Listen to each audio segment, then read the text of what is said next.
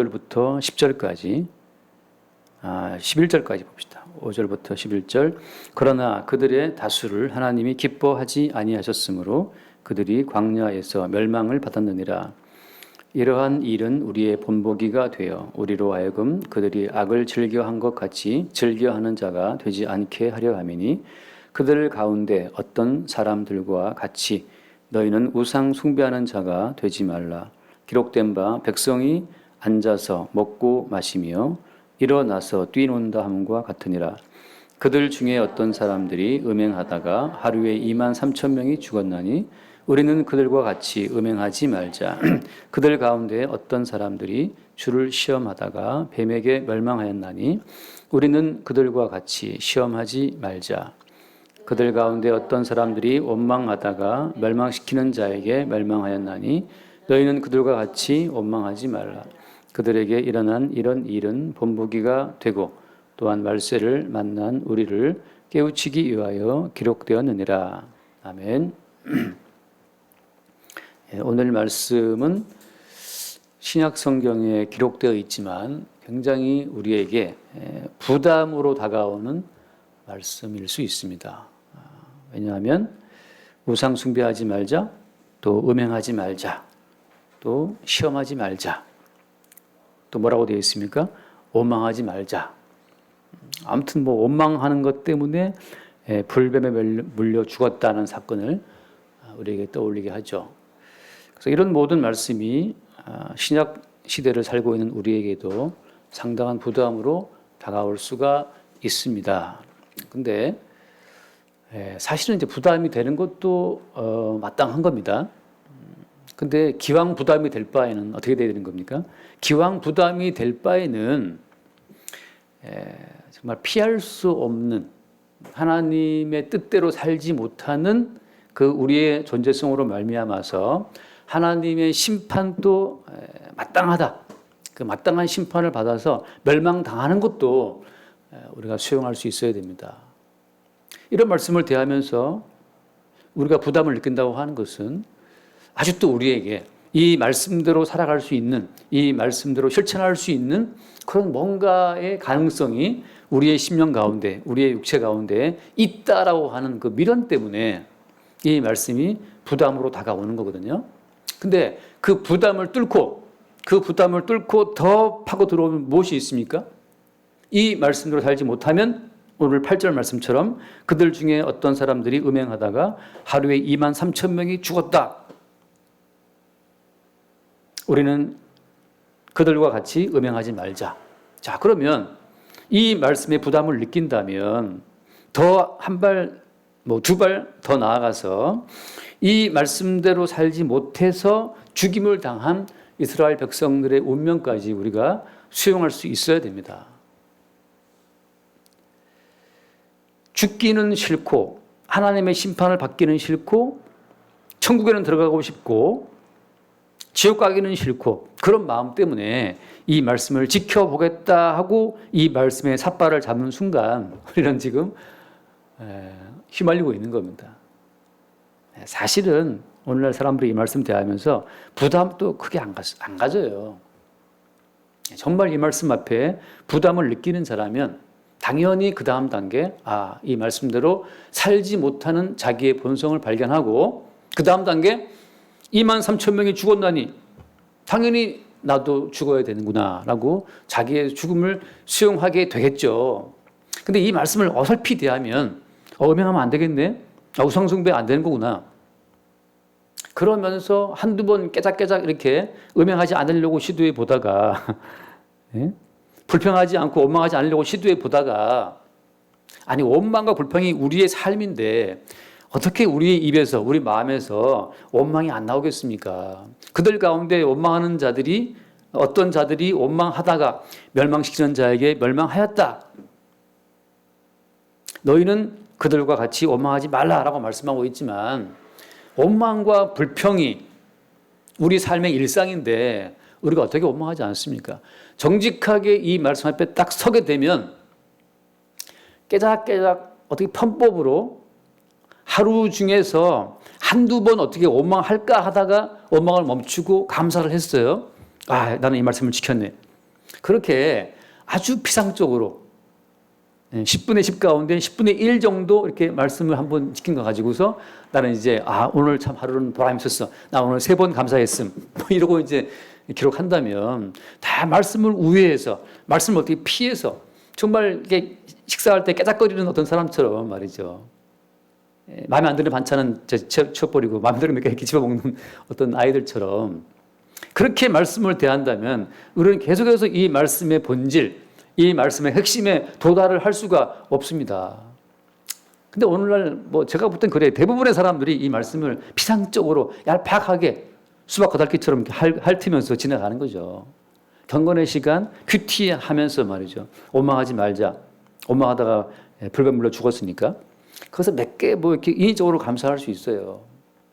그러나 돌발적인 상황이 다가와서 우리의 어떤 그 본성이 확 튀어나오도록 우리를 밀어버리면 우리도 모르는 사이에 이 속에 깊이 이렇게 잠구어 두었던, 닫아두었던 불평, 불만, 원망이 밖으로 확 튀어오르죠. 그 지하 2층, 3층에 이렇게 창고에 그 집어 넣어서 그 의지의 자물쇠로 잠가 두었던 그 불평과 원망과 그 음행과 그 우상 숭배의 본성과 그 하나님을 시험하는 마음이 밖으로 튀어나올 때 그것으로 말미암아 자기의 본질을 볼 수 있는 사람이 오히려 정직한 사람입니다. 그 사람은 그 다음 단계에 뭘 수용할 수 있느냐? 원망하다가 죽었나니, 멸망당하였나니, 음행하다가 죽었나니, 나는 하나님 앞에 죽어 마땅한 백성이라는 사실을 그때 정직하게 수용할 수가 있어요. 이렇게 음행하고 이렇게 우상 숭배하고 이렇게 원망하는 자기 때문에 하나님께서 우리를 심판하고 죽이셔도 마땅합니다. 심지어 어때요? 심지어 하나님이 우리를 이대로 지옥에 펄펄 끓는 불 속에 집어넣어도 하나님의 조치는, 하나님이 행하시는 그 판단과 재판과 그 심판은 합당합니다. 의롭습니다. 라고 인정하게 되겠죠. 하나님의 심판 자체에 대한 전적인 동의, 전적인 아멘이 있을 때 그때 우리는 하나님을 찬송할 수 있어요. 한번 생각해 보세요, 여러분. 제가 늘 드리는 비유지만 사랑하는 자식이 지옥 가 있다. 근데 부모는 천국에 와 있다. 사랑하는 자식이 지옥 가서 뜨거운 불 가운데 고통받는 것을 내가 지금 보고 있다. 그 보고 있는 부모의 마음이 천국이겠습니까? 제가 지금 다른 얘기 말하는 것이 아니고 이삭이라는 사람이 자기가 사랑하는 아들 에서에게 저주를 하거든요. 별로 안 좋아했던 아들 야곱에게는 축복을 몽땅 쏟아 부었는데 자기도 모르는 사이에 자기가 사랑하는 아들에게는 저주를 베풀었어요. 하나님이 행하시는 일이었잖아요. 하나님이 행하시는 그 모든 일에 전적으로 아멘, 전적으로 동감 할 때 우리가 찬송할 수 있죠. 만약에 하나님이 행하시는 일, 사랑하는 내 아들 에서를 지옥에 던져버리신 하나님의 그 행사가 우리 마음에 들지 않는다면 찬송이 나오겠습니까? 그럼 찬송이 안 나오는 그곳은 천국이겠어요? 천국이 아니죠. 지옥입니다. 가끔 뭐 애완견이라든지 또 사랑하는 어떤 가족을 이렇게 먼저 떠나보낸 분들하고 대화를 하다 보면 저도 마찬가지잖아요. 대부분 어떤 그 혈육의 정과 함께했던 정을 잊지 못해서 괴로워하는 분들이 많이 있습니다. 근데 성경을 보면 지금 우리가 그 어떤 먼저 우리 곁을 떠나간 어떤 존재에 대한 그리움에 매몰되어 있을 만한 주제가 못 돼요. 왜 그러냐 하면 예컨대 자식이 지옥 갔다. 그 지옥 간 자식으로 인해서 내가 슬퍼할 지금 겨를이 없습니다. 왜? 우리 자신도 하나님을 원망하고 하나님을 시험하고 하나님 앞에 음행하다가 죽기 바빠요. 우리 자신도 우리의 죄를 짊어지고 하나님의 형벌과 징계를 받아서 지옥 가기 바쁜 분주한 마당에 누가 누구를 챙길 수 있습니까? 우리는 그 누구도 누가 누구를 챙길 만한 입장에 있지 않다는 사실을 하나님의 심판대 앞에서만 알 수가 있는 거예요. 주제를 우리가 알아야 됩니다. 지금 우리의 어떤 주제가, 우리 입장이 지금 누가 누구를 챙길 만한 입장에 있지 못해요.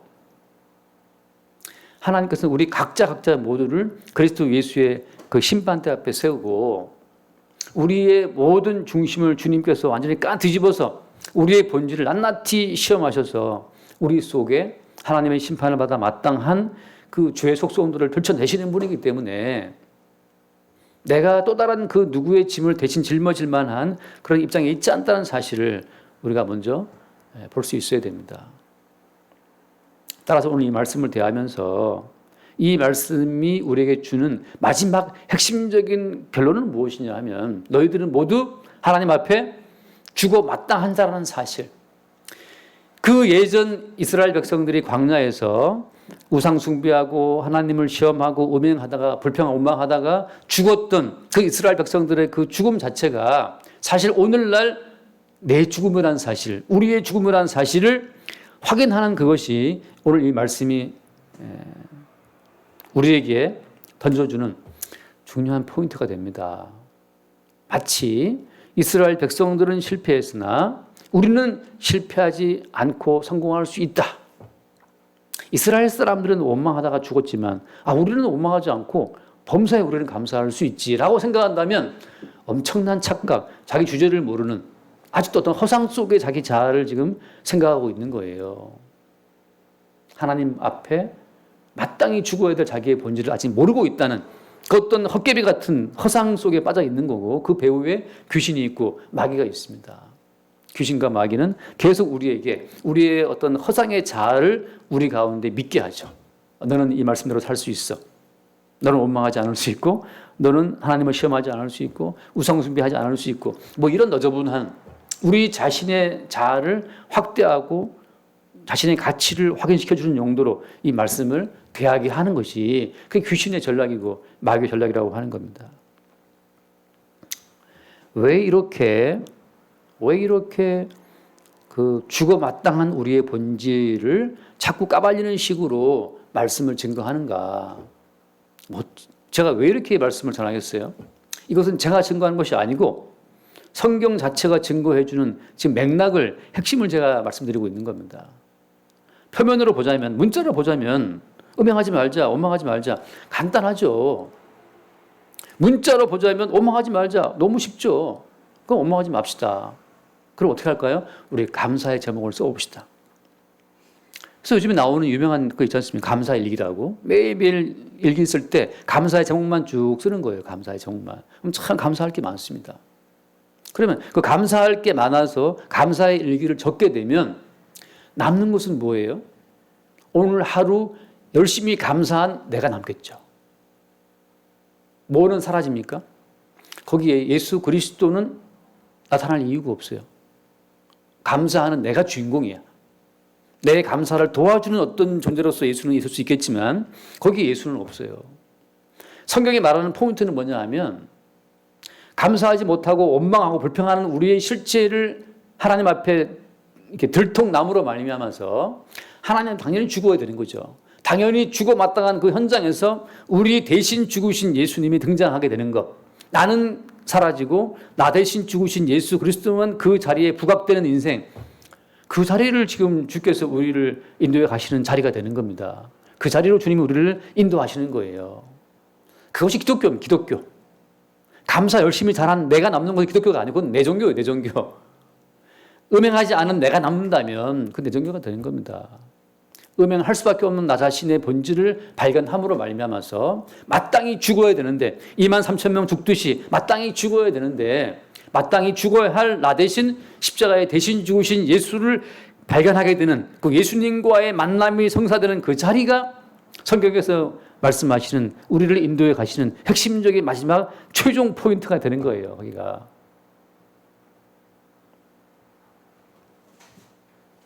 그래서 제가 가끔 보지만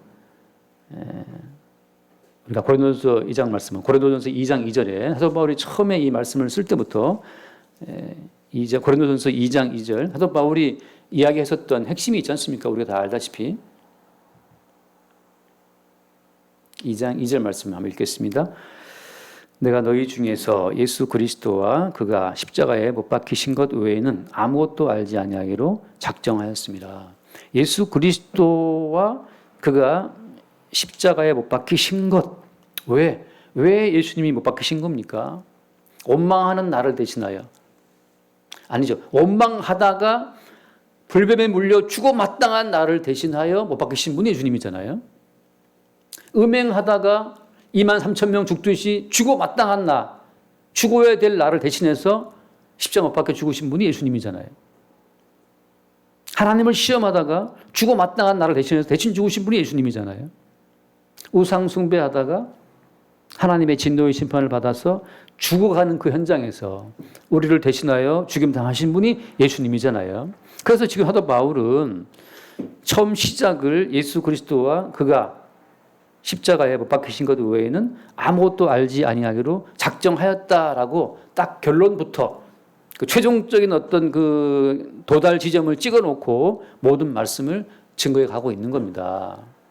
최종 도달 지점인 십자가의 예수 그리스도를 놓치고 이 말씀을 대한다면 우리는 율법적으로 문자적으로 말씀을 대해서 또 원망하지 않으려고 주를 시험하지 않으려고 노력하는 과정을 통해 자기의 정당성, 자기의 의로움 이만큼 저 노력했지 않습니까 주님? 오늘 하루에 3번 이상 감사했지 않습니까? 라고 그 끝없이 원망하는 원망의 마그마가 원망의 용암이 끓고 있는 그 내부는 슬쩍 덮어놓고 그 피상적인 몇 마디 감사한 것으로서 자기의 자아를 속이는 결론은 예수 그리스도를 놓쳐버리는 마지막 결론은 예수님이 없음으로 말미암아 지옥에 들어가야 되는 누구와 함께 우리를 평생 속였던 마귀와 함께 영원한 지옥에 들어가야 되는 운명에 들어가게 되는 거죠. 이런 흐름 속에서 우리가 이 말씀을 볼 수 있어야 됩니다. 뭐 어떻게 보면 제가 볼 때는 딱합니다. 이 말씀을 대할 때만 또다시 뭐 원망하지 않으려 감사할 기를 쓴다든지 음행하지 않기 위해서 애를 쓰는데 그것은 자기의 가능성을 여전히 붙잡고 있는 자기 자신을 믿는 자들, 예수를 믿는 것이 아니라 자기를 믿는 사람들의 행동이라고 하는 거죠. 자, 두 번째 포인트는 뭐냐 하면 여러분 오늘날 우리가 음행한다고 해서 뭐 모텔에 들어가서 음행을 했네, 뭐 호텔에 가서 음행을 했네. 그 음행을 한다고 해서 그 사람이 즉각적으로 2만 3천 명 죽듯이 죽습니까 오늘날? 죽나요? 만약에 정말 오늘날 또 음행하다가 이렇게 많이 죽는다면 대한민국 사람들 아침에 일어나 보면 특히 주말 벌금부터 해서 주말 지나고 나서 모텔에서 진짜 시체가 수천 구씩 나올 겁니다. 아마. 호텔을 포함해서 대한민국에서 뭐 저기 어디죠 뭐 춤추는데 클럽 이런 데서 말이죠 아침마다 2만 3천 명씩 죽어 나올 거예요. 오늘날 또 하나님이 동일하게 이렇게 음행하다가 하나님이 그 사람들을 죽이신다면 그렇지 않겠어요? 원망하다가 불뱀에 물려서 죽었던 것처럼 오늘날도 하나님께서 원망하는 사람들 집에 불뱀을 보내신다면 대한민국 인구 순식간에 절반 4분의 3 다 줄어들 겁니다. 그렇지 않겠어요? 자, 따라서 여러분 우리가 이 말씀 대하면서 아니 음행하다가 2만 3천 명이 죽는 그 어떤 특별한 사건 속에 있지 않은데 그 독특한 사건 속 바깥에 살면서 음행하지 않으려고 애쓴다? 그것은 정말 성경적인 세계가 아니고 성경 바깥의 세계입니다. 그럼 성경 속의 세계, 음행하면 2만 명, 아이 뭐 죽여. 원망한다? 불뱀 보내, 죽여. 그런 이 성경 속의 세계는 매우 특별한 세계라서 우리가 사는 이 세상 세계랑 달라요. 우리의 의지로 이 성경 속의 세계로 들어갈 수가 없습니다. 착각하시면 안 돼요. 성경 속의 세계는 어떤 인간의 출입도 뜻대로 할 수 없는 게 성경 속의 세계입니다. 그 세계 속에 들어가면 죽어요. 2만 3천 명이 죽어요. 사도행전 우리가 5장을 보면 나오지만 사도행전 5장 말씀에 어떤 사건이 있습니까? 그거 한번 읽어볼 거예요. 사도행전 5장. 지금도 이런 사건이 있다면 제가 정말 말하기 편할 것 같아요. 사도행전 5장 1절 아나니아라 하는 사람이 그의 아내 삽비라와 더불어 소유를 팔아 그 값에서 얼마를 감추매 그 아내도 알더라. 얼마만 가져다가 사도들의 발 앞에 두니 베드로가 이르되 아나니아야 어찌하여 사탄이 네 마음에 가득하여 네가 성령을 속이고 땅값 얼마를 감추었느냐. 땅이 그대로 있을 때에는 내 땅이 아니며 판 후에도 내 마음대로 할 수가 없더냐. 어찌하여 이 일을 내 마음에 두었느냐. 사람에게 거짓말한 것이 아니요 하나님께로다. 아나니아가 이 말을 듣고 엎드러져 혼이 떠나니 이 일을 듣는 사람이 다 크게 두려워하더라. 젊은 사람들이 일어나 시신을 싸서 메고 나가 장사하니라. 여러분, 지금도 교회에서 헌금을 좀 부실하게 해서 지금도 이렇게 죽는 사건이 혹시 있는 걸 여러분 뉴스에서 본 적 있습니까? 뭐 해화동 교회 어떤 집사님이 헌금을 하다가 11조를 하다가 그만 10의 11조가 아니고 10의 0.9조를 하는 바람에 그날 예배 시간에 그만 죽고 나가서 장사를 치렀다. 서울대병원 영안실에 있더라. 뭐 그런 이야기를 혹시 들으신 분이 있나요? 오늘날은 그러니까 오늘날이 아니라 그런 제 말이 아니라 제 핵심은 뭐냐면 헌금 얼마를 감추어서 들었다고 해서 죽임을 당하는 이런 사건은 성경 속에 있었던 사건이고 성경의 세계 속에서 벌어지는 사건입니다. 어떤 교회에서 오늘날 헌금 빼먹었다고 즉각적으로 이렇게 직결 처분되는 그런 교회를 보신 적이 있나 말이죠. 없어요. 그 말은 무슨 말인가? 성경 속의 세계는 우리 인간의 의지로 들어갈 수 있는 세계가 아니에요. 오직 성령으로 말미암아서만 이 성경 속의 세계로 우리가 이끌려 들어갈 수가 있습니다. 아니 성경 속의 세계는 이렇게 죽임을 당하는데 우리는 지금 어떤 세계를 구축하고 있는 거예요? 헌금 좀 빼먹어도 괜찮아 집사님 그냥 하시면 됩니다. 그냥 뭐 개수해서 집사님 얼마 했다고 쓰고 나중에 집사가 장로가 되고 뭐 감사한 금을 속이든 말든 그건 뭐 그 사람 자유고 아무렇지도 않잖아요. 이 지금 아나니아와 삽비라가 헌금 속인 것 때문에 죽임당한 사건이 예수님 십자가 지고 난 이후의 사건 아니에요. 흔히 말하는 신약시대, 흔히 말하는 은혜의 시대라고 하잖아요. 은혜의 시대라고 하는 그 시대에도 헌금 때문에 직결 처분당하고 죽는 사건이 벌어진 겁니다. 이거 왜 이러는 거예요?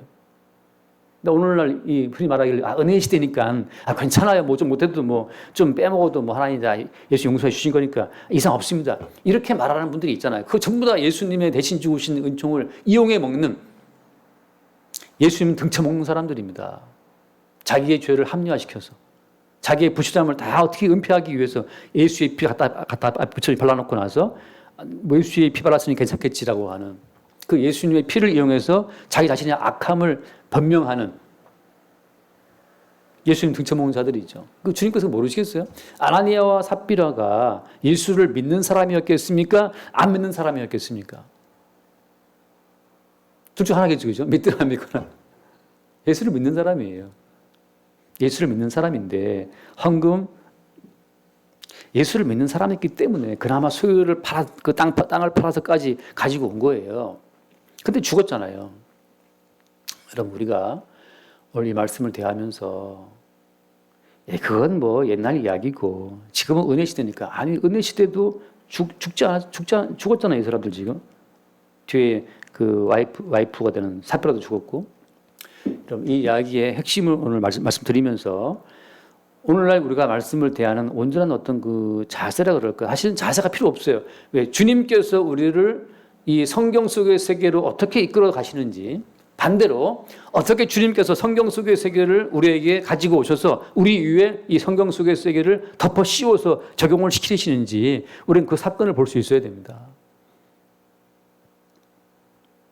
그래서 실제 죽임을 당했던 이 사람들처럼 우리도 성령 안에서 내가 이래서 죽어 마땅한 것이었구나. 내가 지금 망하고 내가 지금 죽어도 하나님 앞에 할 말이 없는 자였다는 사실을 우리가 볼 수 있어야 됩니다. 잠깐 오늘 음행하는 자가 죽은 사건 때문에 제가 구약 성경에 나오는 음행의 사건을 하나 말씀드리면서 이 말씀 자체를 한 번 더 해석하려고 합니다. 사무엘하 12장 말씀을 봅시다. 사무엘하 12장. 사무엘하 12장을 보면 다윗 왕이 밧세바와 간음한 이후에 나단 선지자가 다윗을 찾아와서 그 다윗을 깨우치는 장면이 나와 있습니다. 이 장면에 참 여러 가지 복음이 들어있기 때문에 잠깐 소개를 합니다. 사무엘하 12장 앞부분도 농가하고 5절부터 보겠습니다. 5절에 보면 12장 5절 다윗이 그 사람으로 말미암아 노하여 나단에게 이르되 여호와의 살아 계심을 두고 맹세하노니 이 일을 행한 그 사람은 마땅히 죽을 자라. 지금 나단 선지자가 지금 다윗에게 어떤 비유를 말했잖아요. 비유를 말해서 율법적으로 죽어야 될 어떤 사람의 이야기를 쭉 했습니다. 그러니까 다윗도 율법을 아는 사람이니까 다윗도 율법을 아는 사람이기 때문에 선지자의 말을 듣고 그놈은 죽어 마땅하다. He deserves to die. 그는 죽어 마땅하다라고 하는 판결을 내리죠. 다윗이 그 사람으로 말미암아 노해서 율법을 어긴 그 사람 앞에 나와 있지만 율법을 어긴 그 사람으로 말미암아 분노해서 나단에게 이르되 여호와의 살아계심을 두고 맹세하노니 이 일을 행한 그 사람은 마땅히 죽을 자다. 마땅히 죽어야 한다고 다윗이 지금 내적으로 내심 판단을 한 겁니다. 6절 그가 불쌍히 여기지 아니하고 이런 일을 행하였으니 그 양새끼를 4배나 갚아주어야 하리라 한지라. 자 7절에 나단이 다윗에게 이르되 당신이 그 사람이라. 지금 다윗은 율법을 알고 있죠. 율법을 알고 있지만 율법의 주변부에서 다시 말하면 율법을 바깥에 두고 바깥에 있는 율법을 두고 율법을 묵상하고 생각하는 사람의 입장에서 그 율법을 다른 사람에게 적용을 해보니까 저놈은 죽어 마땅한 놈이었어요. 그러나 아직 어때? 그 율법으로 말미암아 자기가 죽어야 될 자인 건 모르고 있잖아요. 나단 선지자의 책망을 통해서 율법을 어겨서 죽어 마땅한 자가 바로 너라는 사실이 확인됩니다. 당신이 그 사람이다. 당신이 그 사람이다. 우리가 말씀을 대하면서 음행하다가 23,000명이 죽었다라고 말할 때 우리는 음행하지 말자라고 말씀하실 때 그때 우리가 바로 음행한 자였구나.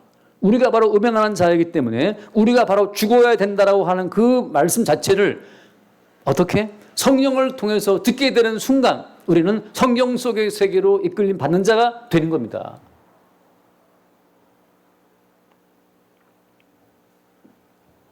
나단이 다윗에게 이르되 당신이 그 사람이다. 이 선지자 나단의 책망은 지금 누구로부터 온 겁니까? 나단의 제발로 왔어요. 아니에요. 1절의 말씀 보면 여호와께서 나단을 다윗에게 보내사 돼 있어요. 여호와께서 나단에게 다윗을 보내신 겁니다. 다시 말하면 주께서 우리를 죽어 마땅한 성경 속의 세계로 집어넣으시기 위해서 나단을 보내시고 성경을 보내시고 이렇게 말씀 듣는 예배 시간을 주시고 성경 공부하는 시간을 주신 거고 아무튼 그 모든 순간순간에 성령으로 말미암아 내가 바로 죽어야 될 자라는 사실을 인지하는 깨닫는 수용하는 성경 속의 세계로 이끌림 받지 못한다면 그 사람은 성도가 아닌 거죠. 그냥 율법주의자요, 윤리주의자요, 도덕주의자가 될 수 있습니다. 그래, 기독교인이 뭐 말씀은 지켜야지. 기독교인이 음행하는 건 안 되지. 기독교인들이 얼마나 많이 음행에 가담하는지 여러분 저도 뭐 잘은 모르지만 어떤 통계를 보고 정말 그런 게 어디 있습니까? 기독교인들 목사님, 장로님, 집사님들 평신도 할 것 없이 얼마나 많이 음행에 가담되어 있는지 그런 껍데기가 그것이 무슨 유익이 있어요? 무슨 유익이 있어요? 오직 나단의 책망이 다윗에게 꽂히듯이 성령의 책망이 우리에게 꽂혀 들어오면 내가 바로 음행자고 내가 바로 음행하다가 죽었던 23,000명처럼 나도 하나님 앞에 죽어 마땅한 자라는 사실을 인지할 때 그때 비로소 이 성경 속의 세계는 바깥 세계가 아니고 내게 덮쳐온 나를 죽이시는 나는 정말 이처럼 죽어 마땅한 자였다는 사실을 깨닫게 되는 그 순간적으로 성경 속의 세계에 우리가 빨려 들어가는 것이고 순간적으로 성경 속의 세계가 우리에게 덮쳐오게 되는 겁니다. 그 성경 세계 속에 이끌려 들어가야 비로소 우리는 우리가 우리의 죄로 말미암아 죽어 마땅한 자라는 사실을 알게 됩니다. 문제는 뭐냐? 이걸 모르면 가당치도 않게 우습지도 않게 본인이 음행을 이길 수 있는 힘이 있는 주제인 양 말이죠. 본인이 원망하지 않을 수 있는 경건한 인격체인 양 자기를 꾸미고 가식하고 외식하는 거예요. 어떤 사람이 원망하지 않고 어떤 사람이 시험하지 않고 어떤 사람이 음행하지 않고 도대체 어떤 사람이 우상 숭배를 하지 않습니까? 제가 우상숭배 여러 번 이야기했다시피 우상숭배 뭔지 아시죠? 자기를 위하여 어떤 신을 섬긴다? 자기가 발전된 모습을 상상하고 있다. 다 우상이에요. 자기를 위해서 예수 믿는다? 그것도 우상이죠. 그러니까.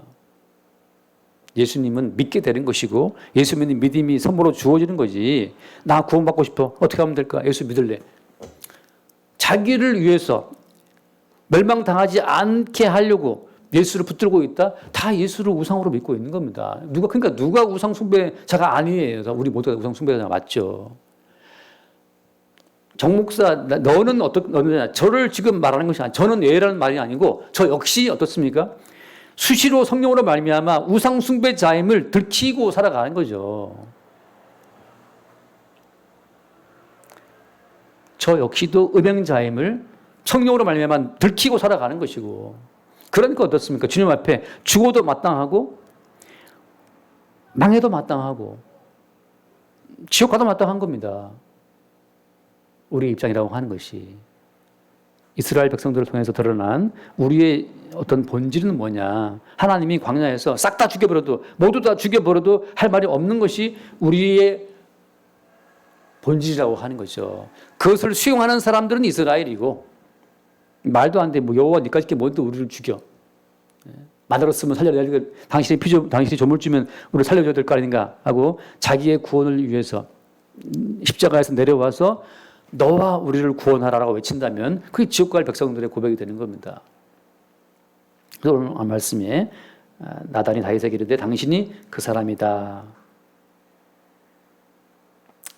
그 말을 하면서 8절 내 주인의 집을 내게 주고 내 주인의 아내들을 내 품에 두고 이스라엘과 유다 족속을 내게 맡겼느니라. 만일 그것이 부족하였을 것 같으면 내가 내게 이것저것을 더 주었으리라. 9절 그러한데 어찌하여 내가 여호와의 말씀을 업신여기고 나 보기에 악을 행하였느냐. 내가 칼로 햇사람 우리아를 치되 암몬 자손의 칼로 죽이고 그의 아내를 빼앗아 내 아내로 삼았도다. 이제 내가 나를 업신여기고 햇사람 우리아의 아내를 빼앗아 내 아내로 삼았은즉 칼이 내 집에서 영원토록 떠나지 아니하리라 하셨고, 여호와께서 또 이와 같이 이르시기를 보라 내가 너와 내 집에 재앙을 일으키고 내가 내 눈앞에서 내 아내를 빼앗아 내 이웃들에게 주리니 그 사람들이 내 아내들과 더불어 백주에 동침하리라. 너는 은밀히 행하였으나 나는 온 이스라엘 앞에서 백주의 이 일을 행하리라 하셨나이다 하니, 자 이제 그 다음 말씀이 이제 오늘도 핵심 포인트입니다. 다윗 나단에게 이르되 내가 여호와께 죄를 범하였노라. 이제 다윗이 인정하죠. 나단이 다윗에게 말하되 여호와께서도 당신의 죄를 사하셨나니 당신이 죽지 아니하려니와. 자기의 범죄함을 고백했을 때 주님께서 하신 말씀은 너의 모든 죄를 내가 용서해서 너는 죽지 않는다. 자, 범죄했으면 죽어야 되는데 말씀하시기를 모든 죄를 사해서 너는 죽지 않는다. 그 다음 말씀 14절 이 일로 말미암아 여호와의 원수가 크게 비방할 거리를 얻게 하였으니 당신이 낳은 아이가 반드시 죽으리이다. 이게 참 놀라운 하나의 복음입니다. 범죄한 당신은 당신의 모든 죄를 주님께서 사하셔서 당신은 죽지 않습니다. 대신 당신이 낳은 아이가 반드시 죽는다. 여기에 어떤 복음이 들어가 있는 겁니까? 음행한 우리는 하나님 보시기에 반드시 죽어 마땅하죠. 근데 주님께서 우리의 모든 죄를 사하셨나니 당신은 죽지 않는다. 대신 어때요? 원수가 비방할 거리를 얻게 되었기 때문에 반드시 대신 누군가가 죽어야 한다는 거예요. 누가 죽어야 되는 겁니까? 금방 갓 태어나서 아직 이 땅에 죄가 때묻지 않은 그 어린 아기가 죽어야 되는 것처럼 마땅히 죽어야 될 우리를 대신해서 아무런 죄가 없는 흠없는 어린 양이 대신 반드시 죽어야 한다는 거죠. 여기서 우리가 뭘 보는 겁니까? 본문 돌아와서 우리는 오늘 또 우리가 우상 숭배자요, 우리가 주님을 시험하는 자요, 우리가 음행자요, 우리가 원망자임을 일상을 통해 늘 새롭게 발견합니다. 그것도 성령으로 말미암아 보는 거지. 성령의 책망이 없으면 그것도 몰라요. 자, 성령의 책망이 없으면 계속 우리를 아주 근사한 자아로 생각합니다. 오늘 또 음행하지 않았고 나는 뭐 모텔 갔다 가던 저들처럼 음행자가 아니고 난 늘 불평 원망하는 쟤처럼 원망하지 않고 나는 감사하는 말을 많이 했고 자기를 포장하고 자기 주제를 모르거든요. 성령께서 우리를 책망하실 때만 비로소 우리가 얼마나 원망하는 자인지 음행자인지를 그때 알게 되죠.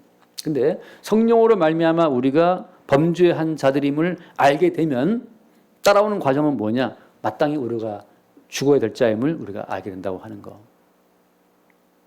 동시에 그래서 우리 대신 죽임 당하신 십자가의 예수님을 다시금 보게 되는 겁니다.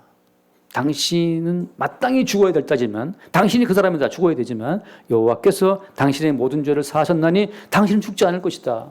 왜 안 죽습니까? 죽어야 되는데 대신 죽는 어떤 존재가 있다고 하는 거.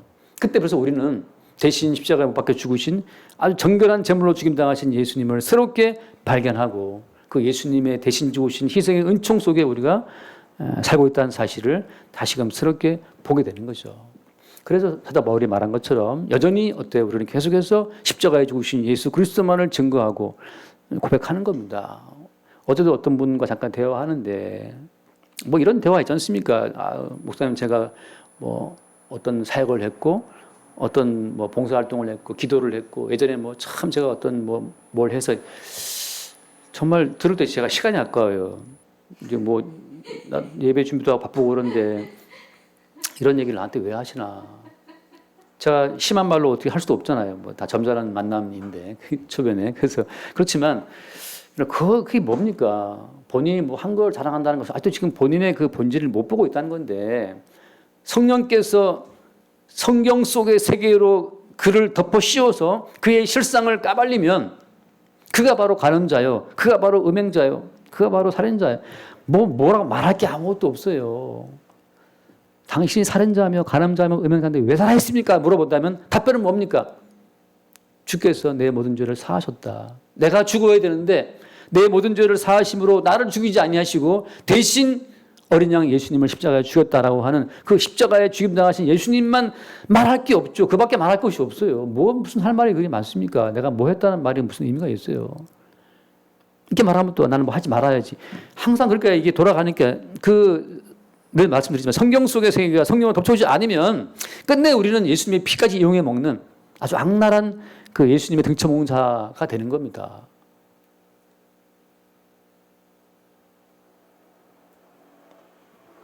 그래서 말씀하다 읽고 마칩시다. 늘 우리가 뭐 외우는 말씀이지만 갈라디아서 6장 말씀 한번 읽고 갈라디아서 6장 14절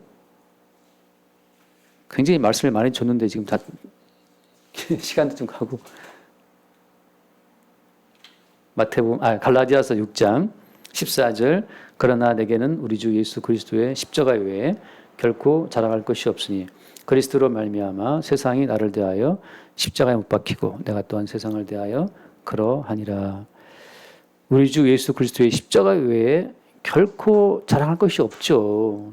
우리가 한때 뭘 했네 그것이 자랑거리가 될 수가 없고 내가 어떤 사람인지를 굳이 말할 것도 없어요. 내가 어떤 사람인지 성경 속에 들어가 보면 어떻게 드러납니까? 성경의 세계가 나를 덮쳐오게 되면 그때 우리는 누구예요? 우리는 누구냐? 우리가 간음자고 행음자고 살인자고 우상 숭배자고 우리가 죽어 마땅한 자예요. 달리 우리가 누구인지를 설명하는 그 모든 설명들은 그건 귀신이 우리의 가치를 속이기 위해서 갖다 붙여준 하나님이 벗겨버려야 될 무화과나무 잎으로 만든 치마와 같은 겁니다. 무엇으로도 우리의 수치는 가릴 수가 없고 우리는 다 주님 보시기에 죽어 마땅한 자예요. 제가 오늘 말씀을 가장 참 어떻게 보면 선명하게 설명을 드렸습니다. 그러나 성령으로 말미암아 이 모든 말씀이 우리에게 덮쳐올 때 그때 우리는 이 헌금 드린 것 때문에 죽여서 시체로 나가버리는 아나니아와 삽비라 사건 같은 사건들이 바로 우리에게 일어나야 될 사건임을 우리가 보게 되고 원망하다가 불뱀 물려 죽게 된 이스라엘 백성들의 그 삶이 바로 우리의 삶이라는 사실을 보게 되고 그렇게 시공을 초월한 십자가의 사건이 우리 가운데 새롭게 발생되는 거죠. 그렇게 성도는 매일매일 우리의 죄인됨을 들춰내시고 죽어마땅한 우리의 죽어마땅함과 대신 죽으신 예수님을 드러내는 그 십자가의 사건을 반복적으로 경험하고 증거하는 증인으로 우리가 부르심 받은 겁니다. 날마다 우리가 십자가의 사건이 우리 가운데 성령으로 덮쳐오는 어떤 은혜가 있게 되기를 바랍니다. 기도하겠습니다. 주님 감사합니다. 말씀을 대할 때마다 죽어 마땅한 우리의 본질을 보게 하시고 마땅히 죽어야 되는데 어찌 우리가 살아있는 것인지 우리 주의 용서해 주심과 대신 죽임당하신 예수님의 그 죽음을 바라볼 수 있도록 우리를 인도하여 주옵소서. 대신 죽으신 예수의 죽음 안에 우리가 살고 있음을 매 순간 새롭게 발견하는 그 은혜의 삶이 되게 하여 주옵소서. 우리 주 예수 이름으로 기도드립니다. 아멘.